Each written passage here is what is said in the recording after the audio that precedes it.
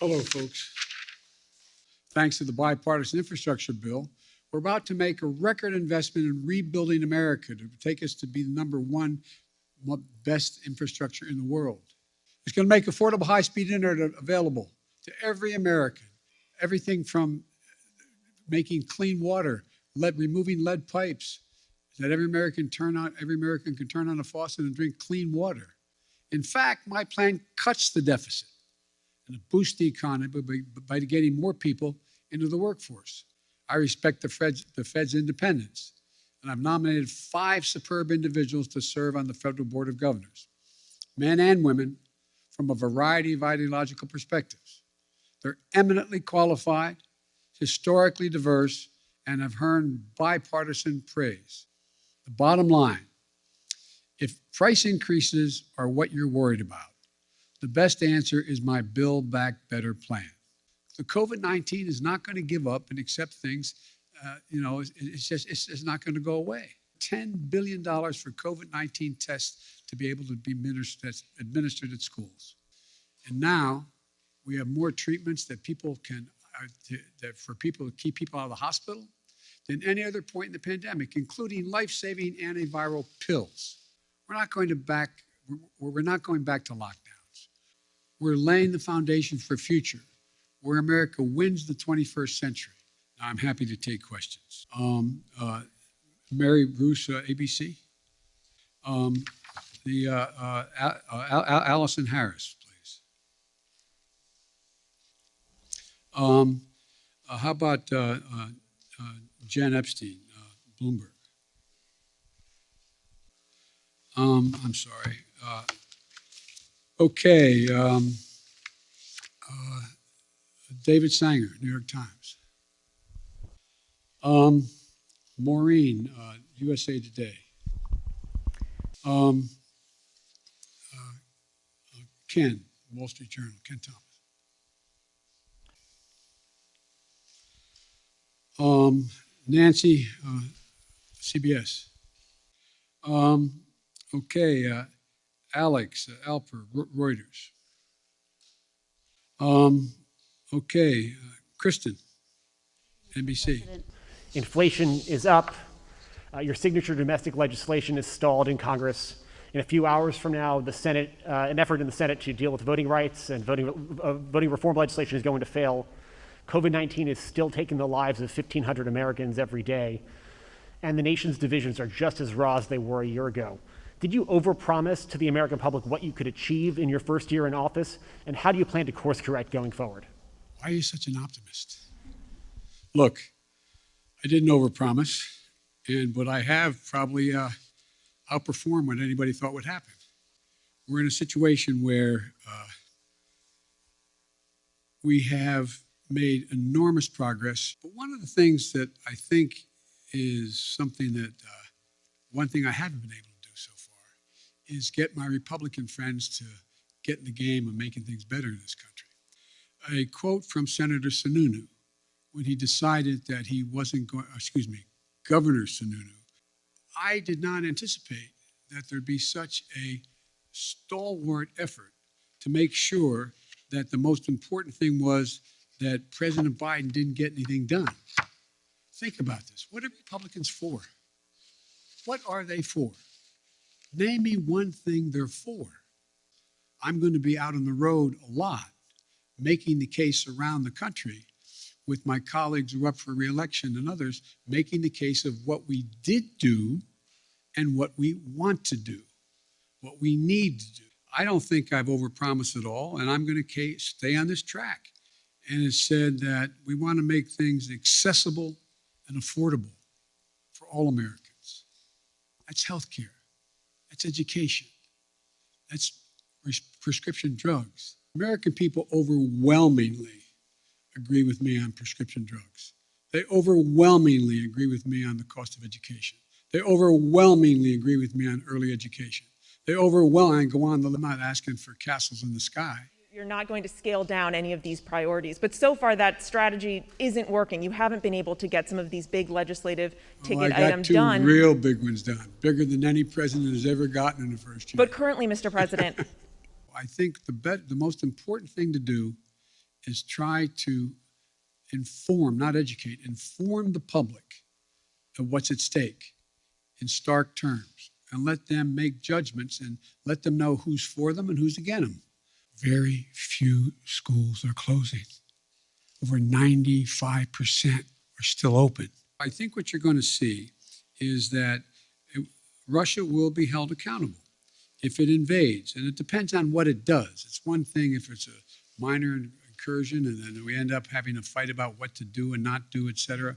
But if they actually do what they're capable of doing with the force amassed on the border, it is going to be a disaster for Russia. I think that,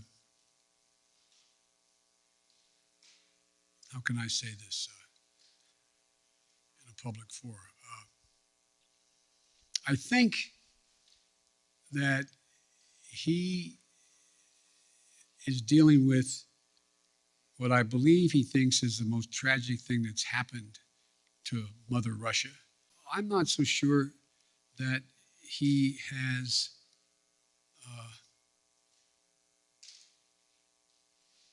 David, I'm not so sure he is certain what he's going to do. My guess is he will move in. He has to do something. But I think, as usual, he's going to,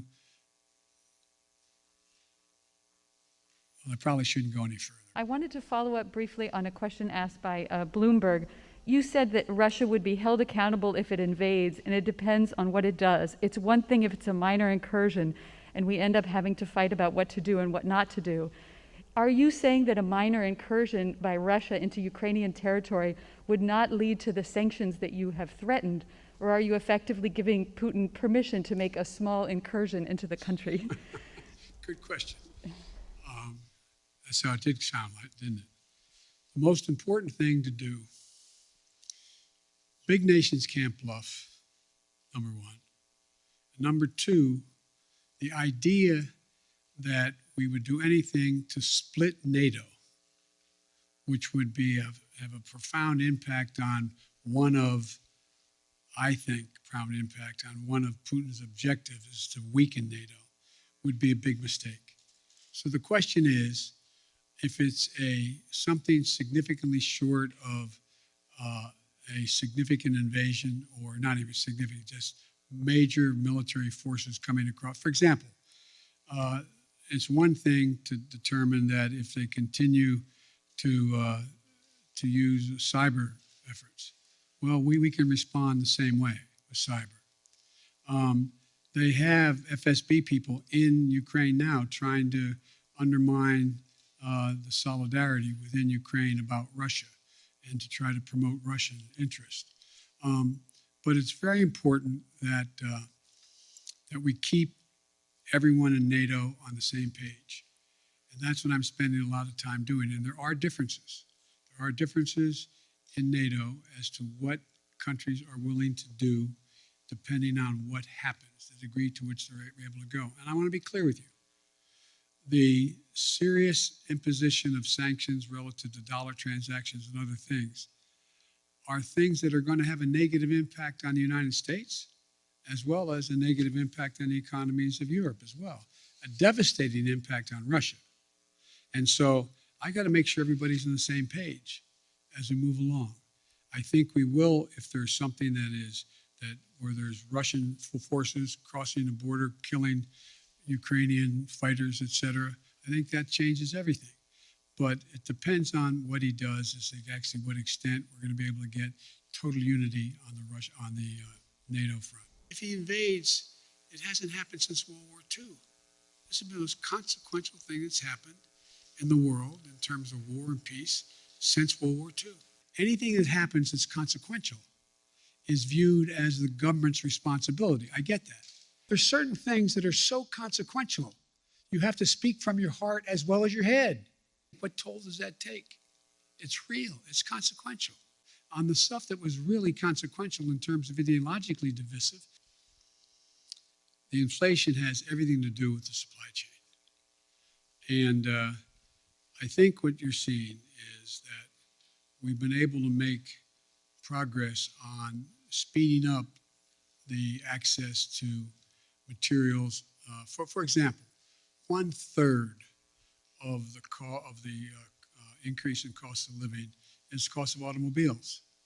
The reason automobiles have skyrocketed in price is because of the lack of computer chips. It's going to be painful for a lot of people in the meantime. What was the first part of your question? The fact is that I think that I'm happy to debate and have a referendum on how I handle the economy, whether or not I've made progress on. Look, again, how can I'm taking too long answering your questions. I apologize. I think that the fundamental question is, what's Mitch for? What's he for on immigration? What's he for? What's he proposing to make anything better? What's he for dealing with Russia?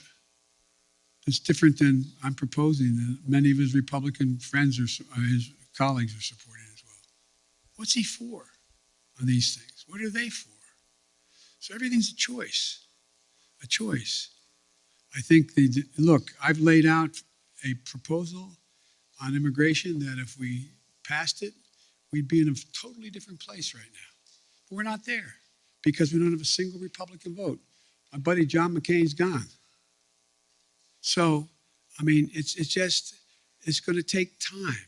Did any of you think that you get to a point where not a single Republican would diverge on a major issue? You put Vice President Harris in charge of voting rights. Are you satisfied with her work on this issue? And can you guarantee, do you commit that she will be your running mate in 2024, provided that you run again? Yes and yes. Okay. You don't care to expand? Pardon me? Do you care to expand on voting No, there's rights? no need to. I mean, I asked the question. She's going to be my running mate, number one. And number two, I did put her in charge. I think she's doing a good job. Let me ask you, big picture, particularly when you think about voting rights and the struggles you've had to unify your own party around voting rights. Unity was one of your key campaign promises. In fact, in your inaugural address, you said your whole soul was in bringing America together, uniting our people. People heard the speech that you gave on voting rights in Georgia recently, in which you described those who are opposed to you to George Wallace and Jefferson Davis, and some people took exception to that. What do you say to those who were offended by your speech? And is this country more unified than it was when you first took office? Number one, anybody who listened to the speech, I did not say that there were going to be a George Wallace or a Bull Connor. I said we're going to have a decision in history that is going to be marked just like it was then. You either voted on the side, that didn't make you George Wallace or didn't make you Bull Connor. But if you did not vote for the Voting Rights Act back then, you were voting with those who agreed with Connor, those who agreed with and I think Mitch did a real good job of making it sound like I was attacking them. If you notice, I haven't attacked anybody publicly, any senator, any congressman publicly. And my disagreements with them have been made to them, communicated to them privately or in person with them. My desire still is, look, I underestimated one very important thing. I never thought that the Republicans, like for example, I said, they got very upset. I said, there are 16 members of the present United States Senate who voted to extend the Voting Rights Act. Now, they got very offended by that. That wasn't an accusation, it's stating a fact. What has changed? What happened? What happened? Why is there not a single Republican? Not one. That's not the Republican Party. So that's not an attack. Is the country more unified than when you first took office? The answer is, based on some of the stuff we've got done, I'd say yes, but it's not nearly unified as it should be. And I'm confident that we can take the case to the American people that the people they should be voting for, who are going to oversee whether the elections in fact are legit or not, should not be those who are being put up by the Republicans to determine that they're going to be able to change the outcome of the election. Speaking of voting rights legislation, if this isn't passed, do you still believe the upcoming election will be fairly conducted and its results will be legitimate? Well, it all depends on whether or not we're able to make the case to the American people that some of this is being set up to try to alter the outcome of the election. A moment ago, you were asked whether or not you believed that we would have free and fair elections in 2022 if some of these state legislatures reformed their voting protocols. You said that it depends. Do you think that they would in any way be illegitimate? Oh yeah, I think it easily could be illegitimate. Imagine if in fact Trump has succeeded in convincing Pence to not count the votes. Imagine if. In regards to 2022, sir, the midterm elections. 2022. I mean, imagine if those attempts to say that the count was not legit. You have to recount it, and we're not going to count. We're going to discard the following votes. I mean, sure. I'm not saying it's going to be legit. It's the increase in the prospect of being illegitimate is in direct proportion to us not being able to get these reforms passed. But I don't think you're not going to see me, and I don't think you're going to see the Democratic Party give up on coming back at assuming that the attempt fails today. And then one more, sir. You campaigned and you ran on a return to civility, and I know that you dispute the characterization that you called folks who would oppose those voting bills as being Bull Connor or George Wallace, but you said that they would be sort of in the same camp. No, I didn't say that. Look what I said. Go back and read what I said and tell me if you think I called anyone who voted on the side of the position taken by Bull Connor that they were Bull Connor.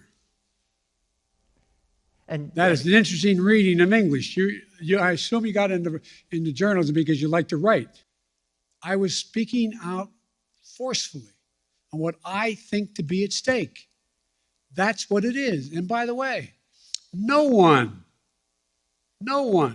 forgets who was on the side of King or Bull Connor. No one done that. The history books will note it. And when I was making the case, don't think this is a freebie. You don't get to vote this way and then somehow it goes away. This will stick with you the rest of your career and long after you're gone. And Mr. President, Folks, So one more on Ukraine, please, sir. okay, President. whoa, hang on, guys. We've only gone an hour and 20 minutes. I'll keep going, but I'm going to go. Let me get something straight here. How long are you guys ready to go? You want to go for another hour or two?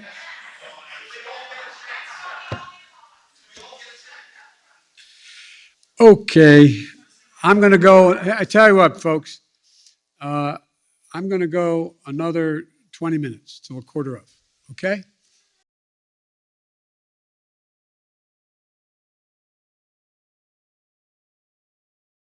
I want to ask you about your domestic agenda. You've gotten a lot of questions about voting rights, Mr. President, but I want to ask you about black voters, one of your most loyal constituencies. Yep. I was in Congressman Clyburn's district yesterday in South Carolina. You opened this news conference talking about him. I spoke to a number of black voters who fought to get you elected, and now they feel as though you are not fighting hard enough for them and their priorities. And they told me they see this push on voting rights more as a last-minute PR push than it is a legitimate effort to get legislation passed. So what do you say to these black voters who say that you do not have their backs, as you promised on the campaign trail? I've had their back. I've had their back my entire career. I've never not had their back. And I started on the voting rights issues long, long ago. That's what got me involved in politics in the first place. And I think part of the problem is Look, there's significant disagreement in every community on whether or not the timing of assertions made by people has been in the most timely way. So I'm sure that there are those who are saying that why didn't Biden push John Lewis bill as hard as he pushed it the last month? Why didn't he push it 6 months ago as hard as he did now? The fact is that there's a timing that is not of one's own choice. It's somewhat dictated by events that are happening in country and around the world as to what the focus is. But part of the problem is, as well, I have not been out in the community nearly enough. I've been here an awful lot. I find myself in a situation where I don't get a chance to look people in the eye because of both COVID and things that are happening in Washington, to be able to go out and do the things that I've always been able to do pretty well. Connect with people, let them take a measure of my sincerity, let them take a measure of who I am. For example, I mean, as I pointed out in South Carolina, last time when I was chairman of the Judiciary Committee, I got the Voting Rights Act extended for 25 years, and I got Strom Thurmond to vote for it. That's what I've been doing my whole career. And so the idea that I didn't either anticipate or because I didn't speak to it as fervently as they want me to earlier. In the meantime, I was spending a lot of time, spent hours and hours and hours talking with my colleagues on the Democratic side, trying to get them to agree that if in fact this occurred, if this push continued, that they would be there for John Lewis. And anyway, so, but I think that's a problem that is my own making by not communicating as much as I should have. Yet you find that when you deal with members of the Black Caucus and others in the United States Congress, I still have very close working relationships. So it's like every community. I'm sure that there are those in the community, and I'm a big labor guy. I'm sure there's people in labor saying, why haven't I been able to do A, B, C, or D? So it's just going to take a little bit of time. Get your booster shot. Everybody get the booster shot. It's the optimum protection you can have. You're protected very well with 2 shots. If it's the Pfizer, anyway, you're protected. But you are better protected with the booster shot. Nobody has ever organized a strategic operation to get as many shots in arms by opening clinics and keeping and being able to get so many people vaccinated.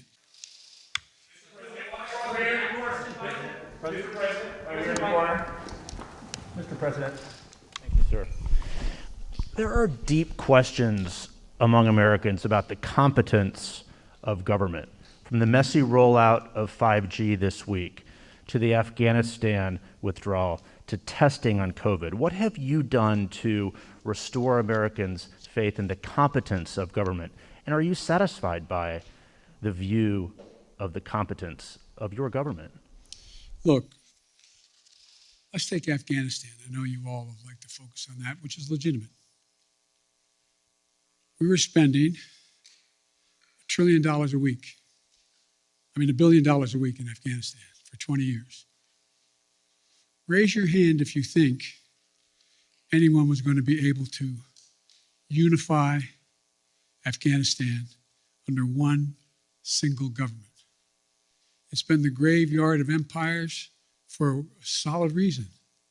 It is not susceptible to unity, number one. So the question was, do I continue to spend that much money per week in the state of Afghanistan, knowing that the idea that being able to succeed, other than sending more body bags back home, is highly, highly unusual. My dad used to have an expression. He'd say, son, if everything's equally important to you, nothing's important to you.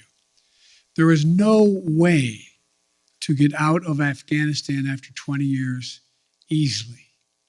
Not possible, no matter when you did it. And I make no apologies for what I did. I have a great concern for the women and men who were blown up on the line at the airport by a terrorist attack against them. So I understand the frustration. You know, I remember, I think it was, I forget which cabinet member saying to Barack Obama, where something was going on, and he said, well, you're going to be sure, Mr. President, of the millions of employees you have out there, somebody's screwing up right now. Somebody's screwing up. So, you know, it's just but I think you have to look at things that we used to look at it on balance. What is the trajectory of the country? Is it moving in the right direction now? I don't know how we can say it's not. President, at least in our recent memory, with as much Washington experience as you entered this office with, but yet after we sit here for more than an hour, I'm not sure I've heard you say if you would do anything differently in the second year of your term. Do you plan to do anything differently? Yeah, look, the thing I have to Are do... you satisfied with your team here at the White House, sir? I'm satisfied with the team.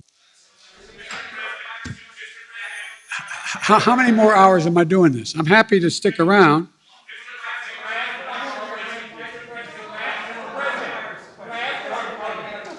You always ask me the nicest questions. I know you do. All right. None of them make a lot of sense to me, but Well, let's try. Fire away. Come on. A new year. Why are you trying so hard in your first year to pull the country so far to the left? Well, I'm not. I don't know what you consider to be too far to the left. If in fact we're talking about making sure that we had the money for COVID, making sure we had the money to put together the bipartisan infrastructure, making sure we were able to provide for those things that in fact would significantly reduce the burden on working class people, but make them, they have to continue to work hard. I don't know how that is pulling it to the left. If you may recall, you guys have been trying to convince me that I am Bernie Sanders. I'm not. I like him, but I'm not Bernie Sanders. I'm not a socialist. I'm a mainstream Democrat, and I have been. And mainstream Democrats have overrun me. If you notice, the 48 of the 50 Democrats supported me in the Senate on virtually everything I've asked. Well, President Biden, on the coronavirus, we're tragically approaching nearly 1 million Americans who died. And I'd like to ask you why it is during your 3.5-hour virtual summit in November with the Chinese president you didn't press for transparency, and also whether that has anything to do with your son's involvement in an investment firm controlled by Chinese state-owned entities. The answer is that I did raise the question of transparency. I spent a lot of time with him. And the fact is that they're just not being transparent. Transparency on the coronavirus origins. Yes. And you did during the virtual summit. Is there a reason your press staff was unaware of that? And what did you say to the Chinese president? And they weren't with me the entire time. Look, I made it clear that I thought that China had an obligation to be more forthcoming on exactly what the source of the virus was and where it came from. Yes. Thank you very much for this honor. James Rosen with Newsmax. I'd like to raise a delicate subject, but with utmost respect for your life accomplishments and the high office you hold. A poll released this morning by Politico Morning Consult found 49% of registered voters disagreeing with the statement, Joe Biden is mentally fit. Wow. Not even a majority of Democrats who responded strongly affirmed that statement. Well, I'll let you all make the judgment whether they're correct. Well, Thank so you. the question I have for you, sir, if you'd let me finish, is why do you suppose such large segments of the American electorate have come to harbor such profound concerns about your cognitive fitness? Thank you. I have no idea. Look, maybe I'm kidding myself, but as time goes on, the voter who is just trying to figure out, as I said, how to take care of their family, put 3 squares on the table, stay safe, be able to pay their mortgage or their rent, etc., is becoming much more informed on the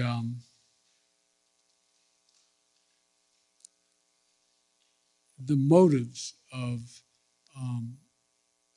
some of the political players and some of the political parties.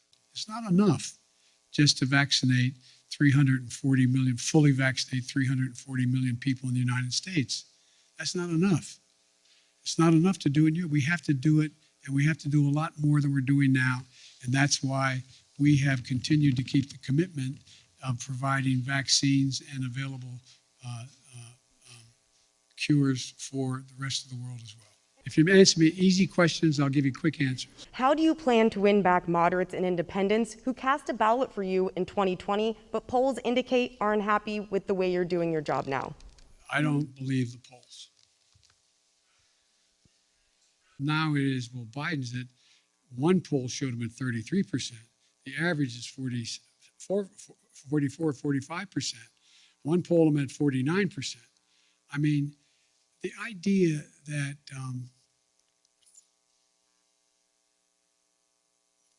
the American public are trying to sift their way through what's real and what's fake.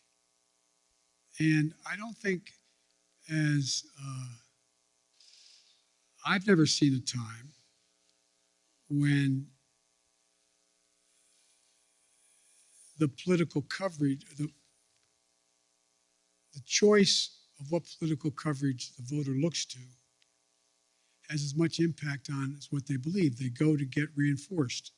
Around this time last year when you were campaigning in Georgia, I think one of the things you told people was the power is literally in your hands. You know, if voters give Democrats the House and the Senate and the presidency, that all these big things can get accomplished. And, you know, we've seen stalemate, we've seen things being stymied. Why should folks believe you this time around? Can you think of any other president's done as much in 1 year? Name one for me.